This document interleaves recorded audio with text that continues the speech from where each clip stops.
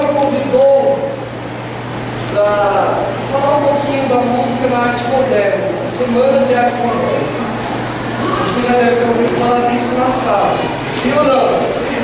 Sim ou não? Ótimo. Então, eu vou falar objetivamente sobre a arte, a Semana da Arte Moderna, e de um cara que foi o mais importante da música. Da música, né? Desde cultura, literatura, falar da música. O cara que foi muito importante nisso, o mais importante foi ele. Por favor, vira aí para mim. Então, a Semana de Arte Moderna de 22 ocorreu nos dias 13, 15 e 17. Estranho, né? Semana, mas só ocorreu nos dias 13, 15 e 17. Não está estranho? Sim ou não? Tá. Semana tem quantos dias? 7. Mas ali, ó, 13, 15 e 17. O que aconteceu? Eles realmente anunciaram semana 11 a 18. 11 a 18 é uma semana, concorda? Mas aí não se sabe por quê, ou ainda não descobri também, eles não fizeram a semana de 11 a 18, eles fizeram 13, 15 e 17. Uns alegam que talvez porque eles queriam fazer tudo diferente, tudo diferente. Então eles já começaram desse jeito, anunciaram 11 a 18, fizeram 13, 15 e 17. E que envolvia as principais linguagens artísticas, que era pintura, escultura, poesia, literatura. A semana, de certa maneira, nada mais foi do que uma abolição das ideias totalmente libertadas, nacionalistas, em busca de identidade própria. Eu já explico tudo isso. Vira, por favor. Eles estavam querendo novidades em todas as áreas artísticas. Novidades, linguagens novas, no quadro, traços novos, novos jeitos, novas formas de você representar a música, novos acordes, notas diferentes, enfim, instrumentações diferentes. E aí, eles não tinham uma linha definida, eles muito mais desejavam experimentar, eles estavam experimentando coisas novas. Era essa a ideia, porque daqui a pouco eu falo no contexto da Europa. Vira, por favor. Esse cara foi o principal, Heitor Villa-Lobos. Quem já tinha ouvido falar desse cara? Sem ser a escola. Quem já ouviu falar dele? E da música dele? Quem ouviu alguma música dele? Eu já sabia disso. Então, esse cara foi genial. E infelizmente era mais conhecido lá fora que aqui dentro. Ele nasceu em 1987 e 1959. Vira, por favor. Então, como eu acabei de falar, mais conhecido lá fora que aqui dentro, exprimiu sua grande variada obra, o que ele mesmo chamava de alma brasileira. Ele queria a alma brasileira. Na música dele, ele gostava de falar do Brasil. Então ele falava, eu estou tocando a alma brasileira. Ele foi o principal personagem do modernismo brasileiro na música. Segue, por favor. As suas obras, como ele era apaixonado pelo Brasil, falava o Brasil, ele aprecia o Brasil. Ele usava elementos folclore, das tradições populares indígenas. Ele era muito louco porque ele adorava samba, adorava chorinho, chorinho. É isso aí.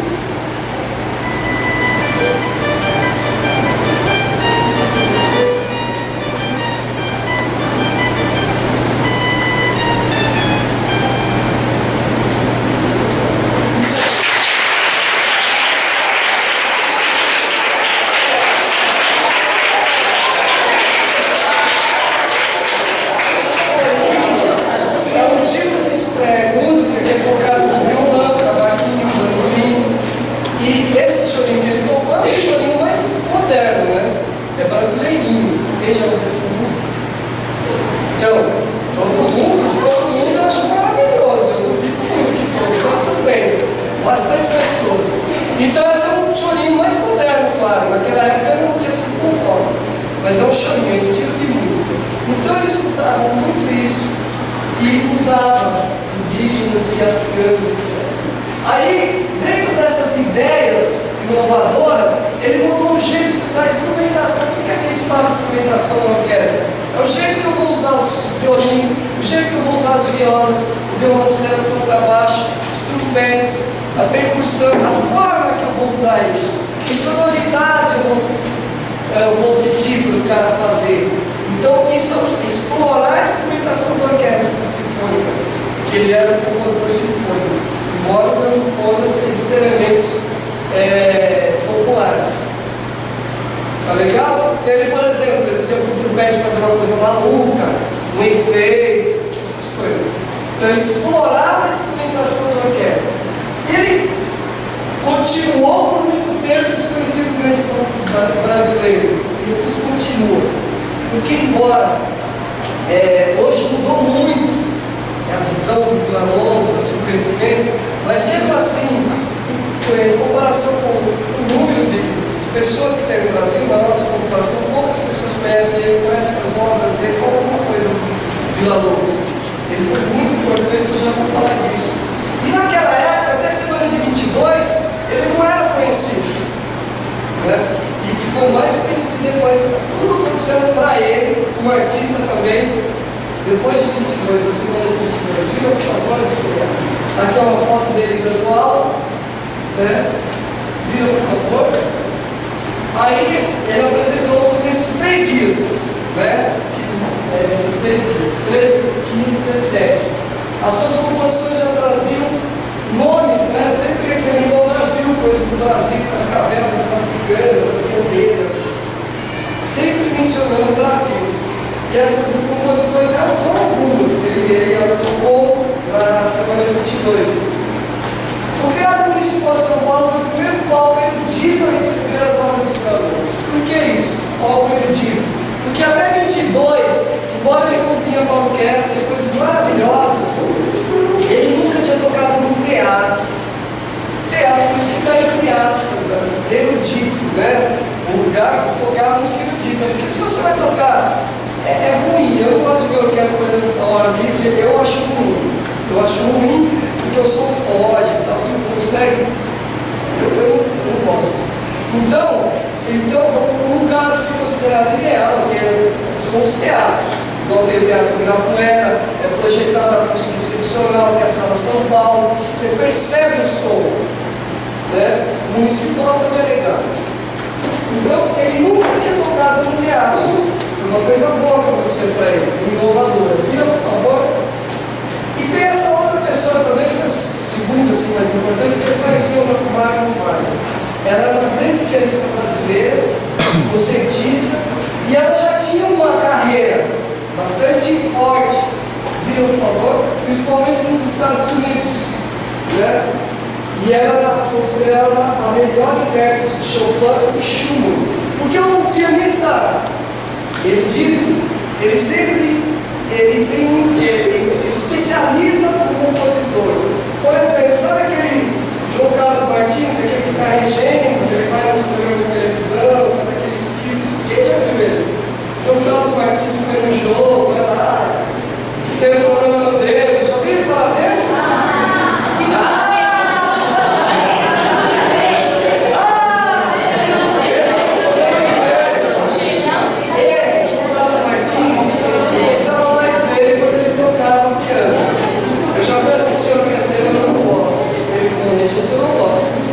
Mas ele era considerado o melhor intérprete de Bach no piano, Johann Sebastian Bach. Então é isso, os pianistas têm essa, né, especializaram no compositor. Segue, por favor. Isso aqui é um panfleto na época, né, de divulgação, só coisa de curiosidade. Vira, por favor. E a Semana de Arte Moderna foi importante para a cultura brasileira, porque foi o Vila Lobos. Após a Semana de Arte Moderna, sua carreira se concretizou. Eu já mencionei, se concretizou porque a partir daí ele decolou. Agora deixa eu falar o que estava acontecendo no mundo, o contexto que estava acontecendo na Europa e no mundo. O que estava acontecendo? No final do século XIX, para a gente chegar. A Semana de Arte Moderna não nasceu assim. A eu não nasci mesmo. Não nasceu. Não é assim. Aconteceram fatores, ideias, revoluções culturais, políticas, guerras, que as ideias vão mudando. Então já no final do século XIX, já tinha nascido o impressionismo. Já ouviu falar do impressionismo? É que o oitavo e o nono, a literatura começa, né? Então aí, o sexto, sétimo de literatura, entendeu? Eu tenho o impressionismo, que é o período da arte, né? Tem o Brunet, etc. No grande livro, depois o expressionismo no século XX. E tinham grandes ideias, grandes pensadores no início do século XX, na Europa, na Rússia. Tinha muitos pensadores querendo mudar tudo isso, principalmente na música. Eles queriam coisas diferentes, linguagens diferentes.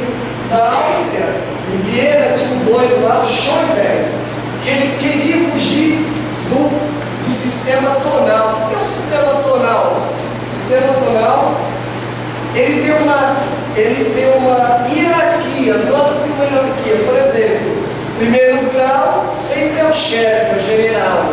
Então tem o primeiro grau. Quarto grau. O quinto grau, que é o sol. Mas todo mundo faz tudo, trabalha tudo para chegar no general, que é o primeiro grau, o novo. Se tira, escuta o som. A gente chama a harmonia 1, 4, 5, 1. Que é a música popularzinha aí, rockzinho, tudo toca assim. Harmonicamente muito fraco. Então vai. 4. Viu que resolve? Percebe?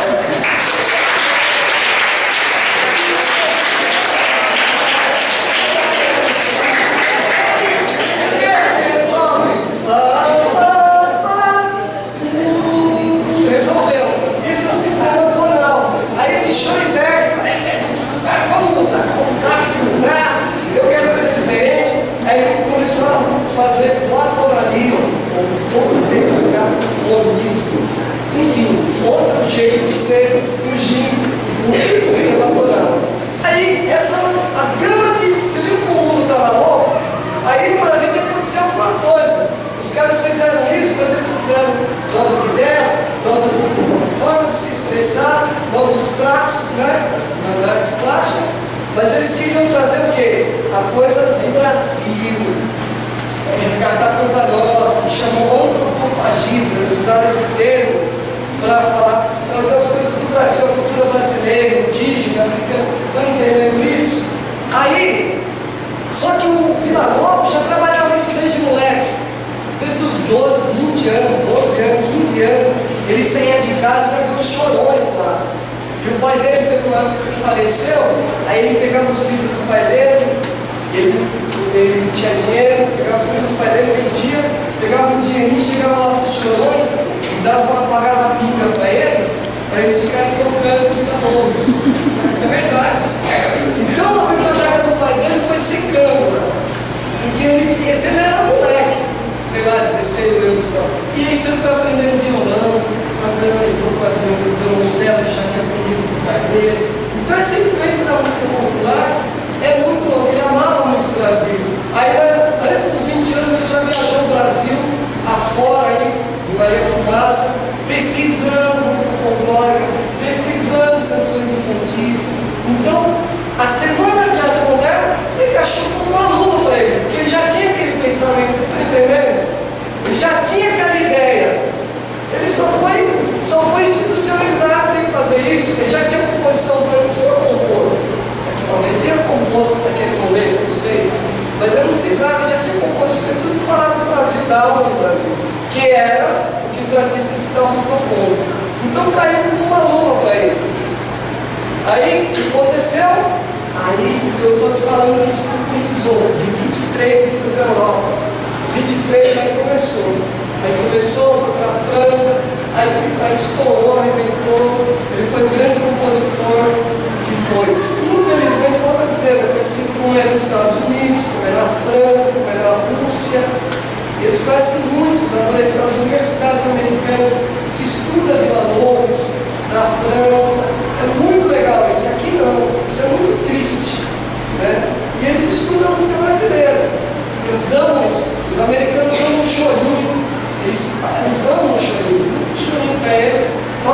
universidades lá, eles amam demais, na Alemanha, e o brasileiro não escuta esse tipo de música, é triste, mas é verdade. Aí o que aconteceu? Um fator muito importante, só para encerrar. Em 1930, eles se uniu ao governo Vargas. O governo Vargas era um governo de ditadura, certo? Mas por que ele se uniu? Porque ele tinha um grande ideal dele, um grande pensamento dele, era pôr música em todas as escolas do Brasil. Em todas. E aí de 30 a 40 ele viajou mais 66 cidades no Brasil, né? Pesquisando, fazendo isso, organizando e tal. Ele conseguiu, muito quantas pessoas conseguiu, muito. E nós tivemos música nas escolas até 64, quando veio a Revolução Política, né? Que veio a ditadura de novo. Então tem uma história aí que o nosso querido vai explicar para vocês. E aí a música nas escolas, quando veio a Revolução, que foi uma grande atraso cultural. Por que ele queria pôr? Porque ele via a necessidade, via a importância da transformação através da música, e ele via na Europa. Então, na Europa isso existe em todas, absolutamente todas as escolas. Os Estados Unidos têm todas as escolas. Na Hungria, em todo lugar. Então, toda a Europa, todo país do primeiro mundo tem. Então, ele queria pôr aqui. E aí aconteceu uma coisa, ele foi criticado por opositores, porque ele estava se unindo ao ditador, mas não estava unindo aos ideais políticos, ele estava se unindo porque ele precisava de uma máquina, precisava de dinheiro, para ele colocar essa ideia em prática. Então a melhor forma era se unir ao chefe político. Então, e ele usou disso. E ele fez grandes apresentações, isso aqui ele regendo no estádio Vasco da Gama, no São Januário, 40 mil vozes. E aqui é o estádio. Então ele unia, isso aqui acho que é 42, se não me engano. Ele unia vários corais, aí ele regia, fazia um pódio extremamente alto, para ver os movimentos de braço dele. Chegou a vez, diz a lenda, que ele pegou um cabo de vassoura, porque é maior, assim, tá? Então, ele estava trabalhando o que ele sempre sonhou, usando a ditadura, infelizmente. E aí, gente, ele trabalhava muito nos Estados Unidos, na Europa, regendo grandes orquestras lá, enfim. E ele estourou, era um grande cara. Infelizmente, eu acho que ele é esquecido, mas é isso aí. Esse é o Villa-Lobos. E ele deixou esse legado no Brasil, né? Grandes composições e a história do nacionalismo. Tá? No final, agora nós vamos tocar, tá todo mundo aí? Vamos tocar uma canção para vocês dele, que foi composta entre os anos 30 e 40. Então faz parte das baquianas brasileiras. Por que baquianas brasileiras? Ele fez uma homenagem para Johann Sebastian Bach. Johann Sebastian Bach foi um compositor do período barroco. Vocês vão estudar isso? Do período barroco da música alemão. E ele formatou essa nossa estrutura tonal que nós temos hoje. Ele não inventou, não é nada inventar. A história vai se formando, conhecimentos vão se aglutinando. E aí, alguém formata isso, começa a estruturar isso e ser utilizado. Então o Bach foi o grande cérebro que organizou isso, né? E aí nós temos um sistema tonal até hoje. Então nós vamos tocar o trenzinho do caipira, no Baquianas número 2, para o aluno.